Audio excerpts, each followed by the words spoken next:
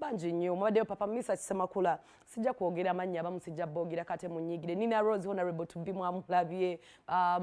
Lydia Jasmine emijije emitobo nabo beerabire ku nnyonza abantu bano bakikolanga batya okuyimba ne basigala nga bali ku mulembe bwe tebikugira bulijjo temwebuuza sabafunye omukisa okubanga ate batuusewo naye nga kyemmanyi buli ayingira wano musanyufu nnyo buli atuuka mu studio musanyufu ddala munnange twasobodde okuba nga tufuna era ku mukulu Samusimbwa ayogereko ku nnyonza yagiwulidde atya biki ebimwagaza omukyalo ono konsati emutambulidde etya jjukira munnange bagamba ebigambo by'omukulu tobifuutika tobyongeramu nnyo nyinza okuba nga ate kwongeramu supu ate abaddemu kasa tubalage ku bigambo by'omukulu Sam era ayogeddeko atya ku konsati y'omukyala Sophie nyongereko erinnya tugendera awo kati balage emboozi eno nawe oyongere okuba ng'ate onyumirwa ng'ate bw'oyiga ng'ate bw'otegera ebyabadde mu kivvulu kino in case you attended oba nga tewabaddeyo. Omulangira bamweyana Samusimbwa ndi musajja muprotestante ndi musajja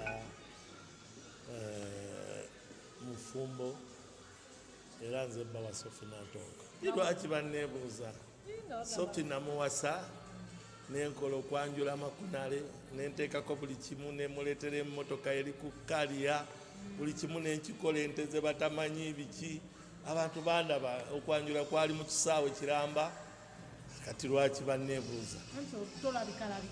anti nze mbeera mu mipiira nze ndi coach wa national team the Cranes ate nga mbadde sinagenda mu Cranes mbadde mu coachinga tiimu ez'enjawulo nga Kitala mbadde ncoachinga Rwanda, Sheffield, Kenya, Somalia kati mbeera nnyo mu mirimu gyange gy'omupiira mpozi kati ndi mu Uganda ndi mu Cranes ate n'ekirala siri nnyo wa nnyimba siri nnyo era olaba nzize lwakuba concert naye nyinza okuba nga mmaze emyaka nga 10 nga simanyi bidongo bifaanana biti nali nkirowooza kubanga aludde nga takola concert ate nga muyimbi mulungi naye ate kisinzeewo ku kye nali nsuubira olwa serebu teruyinza kuggwamu naye nga mukazi mufumbo bw'abeera awaka era abeera akola bya bufumbo abeera alabirira abaana abeera nange alina okundabirira n'abantu betubeera nabo abalala bwe kibeera nga tayimu yakuyimba era agenda n'ayimba kuba namusanga ayimba sisobola muga nti ogenda kuyimba era todda kiro oba kikyaa najjamu nga nkimanyi nti muyimbi nga nange bwe mba ngenze okukola nti ngenze Rwanda tasobola kuŋŋamba togenda kukola Rwanda oba ngenze Ethiopia tasobola kugenda Ethiopia so buyo kutegeeragana omanyi obufumbo kutegeeragana nenkokinga ebweru wa Uganda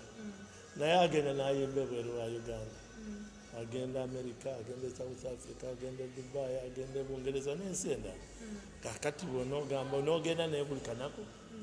obanze bwe naagenda okukokinga naagenda naye nange ntambula nnyo mu mwaka nyinza okutambula ebweru wa Uganda emirundi nga 7 mpozi kyenebaza ttiimu z'omupiira ez'enjawulo ziguze ttebo nnyingi olw'okuba nze feguze nekeguze kesisi eguze waipa eguze n'ab'enjawulo naye nga bamupiira nga bagula lwakuba nze mbawa Sophie naye nga tetulina kyetutaddemu kirala tewali sente zemutaddemu ti oba mugulire olugoye oba mugulire engatte okujjako mufuuwa obufuuyi ezo sente. Nebaza abantu ab'enjawulo mwenna mu bitiibwa byammwe gye muli gye mulabira era nga ndowooza omwami mumulabye ndowooza mulaba abantu abakyalinawo omukwano mu Uganda. So I appreciate you all mwebali eddala tubajjukisa ne batamwesi between aba Mountain Dew bano bamakinga sure nti programu yaffe eŋŋanzi kawunye mu 360 ekutuukirako ddala wootudde ewakaawo era ne bakugamba nti mukwano sinopainte tulekeredde wherever you go oba ogenze mu dduuka oba ogenze mu supermarket omwana